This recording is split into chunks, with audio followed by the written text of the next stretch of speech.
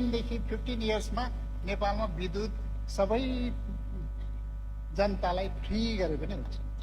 Free गर्न सकिन्छ, किन सकिन्छ? ल हामीले उमान सरले भनेको कुरा हामीले सुनिसक्यौँ र यसलाई चाहिँ एकदमै इलेक्ट्रिकल इन्जिनियरिङ भ्यूबाट एकचोटि हेरौँ है डिटेल रूपमा। हाम्रो करिब नेपालमा चाहिँ 70 लाखसम्म हाम्रो घरधुरी रहेको छ र नेपालले अहिलेसम्म बिजुली उत्पादन गर्न सक्ने क्षमता भनेको चाहिँ 83,000 मेगावाट हो र हाम्रो प्राविधिक कारणले सम्भव भनेको चाहिँ जम्मा 43,000 मेगावाट मात्र हो।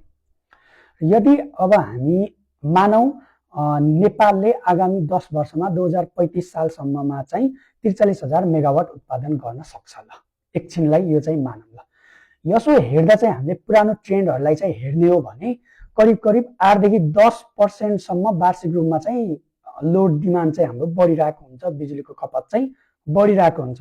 यदि यसलाई हिसाबमा मान्ने हो भने हाम्रो 2035 सालसम्म 6,000 मेगावाटसम्म चाहिँ पुग्न सक्छ र बाँकी रहेको बिजुली हामीले 43,000 माइनस 6,000 बराबर 37,000 मेगावाट हामीले यदि बेच्ने हो भने अहिलेको दरअनुसार 12 रुपैयाँ 96 पैसाको दरले निर्यात गर्ने हो भने हामीले करिब बिजुलीबाट नै करिब 2 खर्ब 10 अर्बसम्म लगभग हामीले आम्दानी गर्न सक्छौँ वार्षिक रूपमा।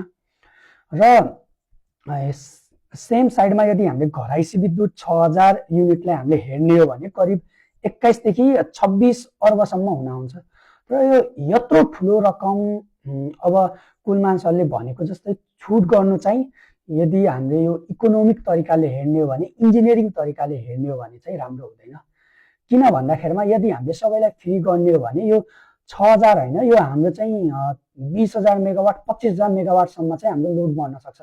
किनकि फ्रीको पायो भने फजुल खर्च धेरै हुन्छ र हामीले बरु यसलाई फ्रीमा दिनुभन्दा पनि बढी हामीले चाहिँ बरु यसको जस्तो हाम्रो 21 देखि 26 अर्बसम्म छ होइन, यो त धेरै रकम हो। यसले हामीले इन्डस्ट्रियललाई चाहिँ हामीले बढावा दिन सक्छौँ, हामीले सोलर प्यानलहरू हामी अझ जोड्न सक्छौँ होइन, अझ बिजुली हामीले बढाउन सक्छौँ र साथसाथै जो मैले पुरानो भिडियोमा पनि मैले भनेको छु होइन, जो हाम्रो लोड सेडिङ भएको ठाउँ छ अहिले पनि, जस्तोमा जुन ठाउँमा मेन ग्रिड पुगेको छैन त्यस्तो ठाउँलाई चाहिँ हामीले प्रायोरिटीमा दिनुपर्छ।